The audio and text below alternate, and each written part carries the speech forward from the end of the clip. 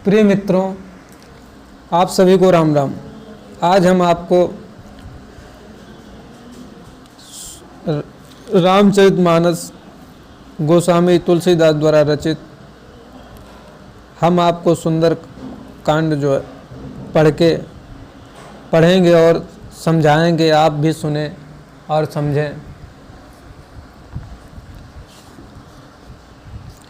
जब रीछ राज जामवंत जी ने श्री हनुमान जी से कहा, हे हनुमान, आप बलवान हैं, सुनो, तुमने या क्यों चुप बैठे हो?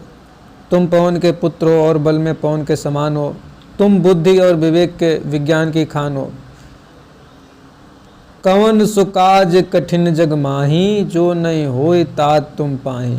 राम काज लगी तब अवतारा, सुनत भयो पर्वताकारा।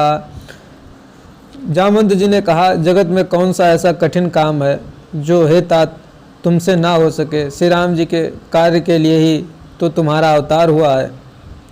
यह सुनते ही हनुमान जी पर्वत के आकार के अत्यंत विशाल काय हो गए। कनक वरन तन तेज विराजा, मानव अपर गिरिन कर राजा।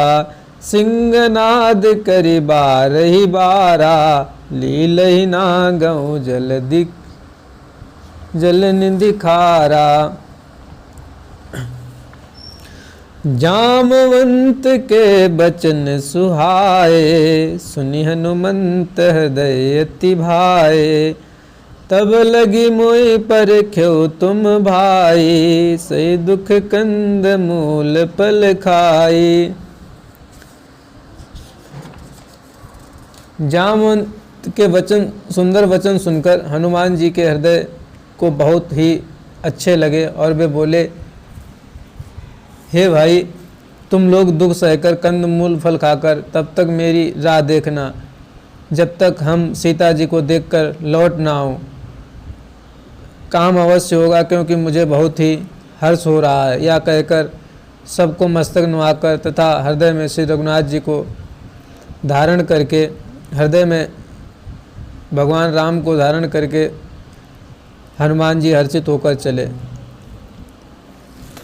सिंधु तीर एक भूधर सुंदर, कौतुक कूद चढ़्यो ताऊ पर। बार बार रघुबीर समारी, तरक्यो पवन तनय बल भारी।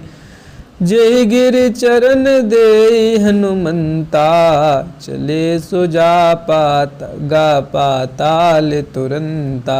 जिमि अमोघ रघुपति कर बाना, एही भांति चलो हनुमाना। जिस पर्वत पर हनुमान जी पैर रखकर चले, जिस पर वे उछले, वह तुरंत ही पाताल में चला गया। जैसे श्री रघुनाथ जी का अमोघ बाण चलता है, उसी तरह हनुमान जी चले। हनुमान जी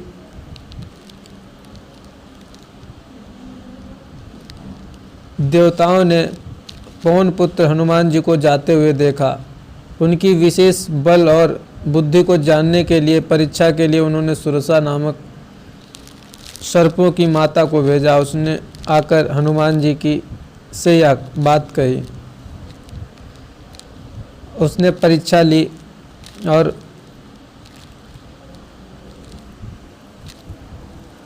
हम आपको यह बताना चाहते हैं इसमें कि आप सभी मित्रों और मेरे प्यारे दोस्तों,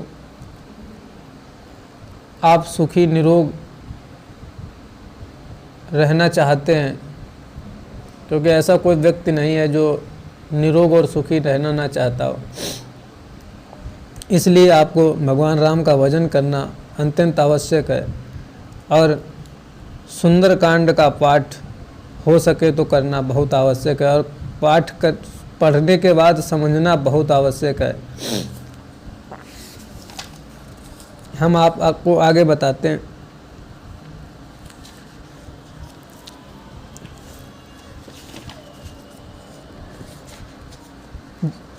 जब हनुमान जी समुद्र को पार कर लंका के एक कूट पर, मतलब एक पर्वत पर पहुंच गए।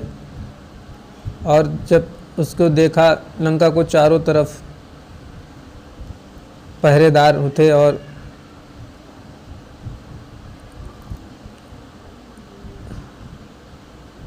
कड़ी व्यवस्था थी। एक द्वार पर लंकिनी नाम की एक राक्षसी पहरा दे रही थी।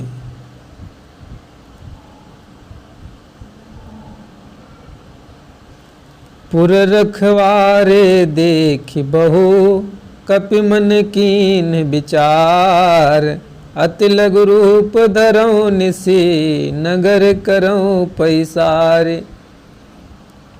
नगर के बहुसंख्यक रखवालों को देखकर हनुमान जी ने मन में विचार किया कि अत्यंत छोटा रूप धरकर और रात के समय नगर में प्रवेश किया जाए। मसक समान रूप कपि धरी, लंक ही चलो सुमेरि नर हरि। नाम लंकिनी एक निश्चरी, सो कह चले सिमोहि निंदरी। जाने नहीं मरम सठ मोरा, मोर हार जहाँ लगी चोरा। मुठिका एक महाकपिहनी, रुधिर बमत धरनी ढन मनी। पुनि समारे उठी सो लंका, जोरी पान कर विनय सशंका।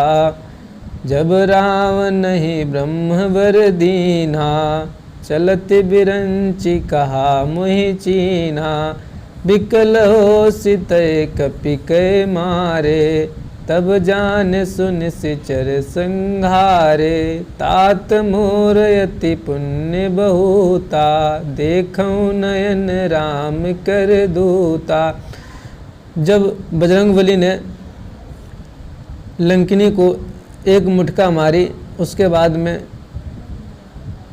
जब वह दोबारा उठी, संभल कर उठी, तो हाथ जोड़कर विनती करने लगी और वह बोली, रावण को जब ब्रह्मा जी ने वर दिया था, तब चलते समय उन्होंने मुझे राक्षसों के विनाश की यह पहचान बता दी थी कि जब तू बंदर के मारने से व्याकुल हो जाए, तब तू राक्षसों का संहार हुआ जान लेना।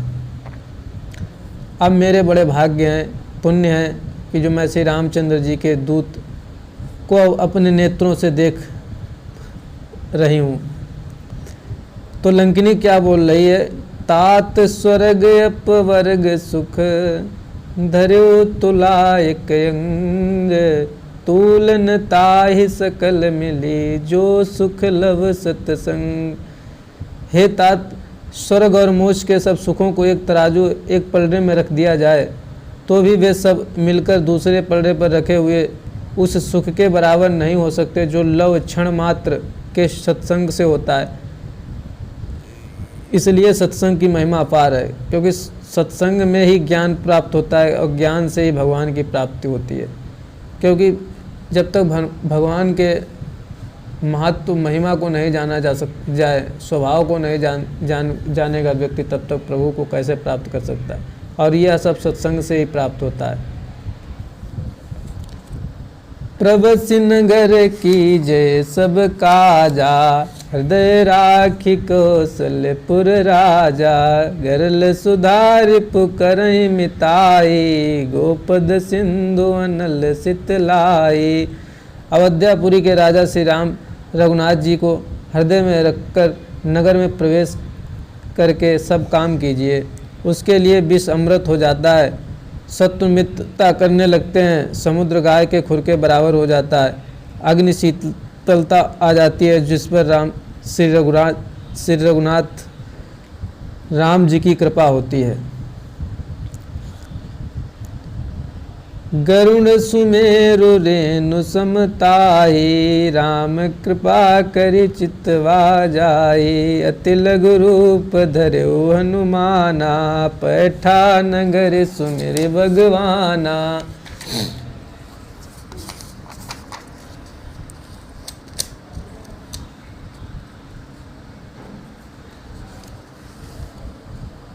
अब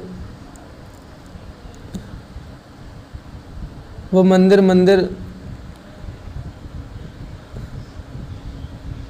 उन्होंने एक एक प्रत्येक महल की खोज की, जहाँ जहाँ असंख्य योद्धा दिखे। फिर वे रावण के महल में गए, वहाँ अत्यंत विचित्र था जिसका वर्णन नहीं हो सकता।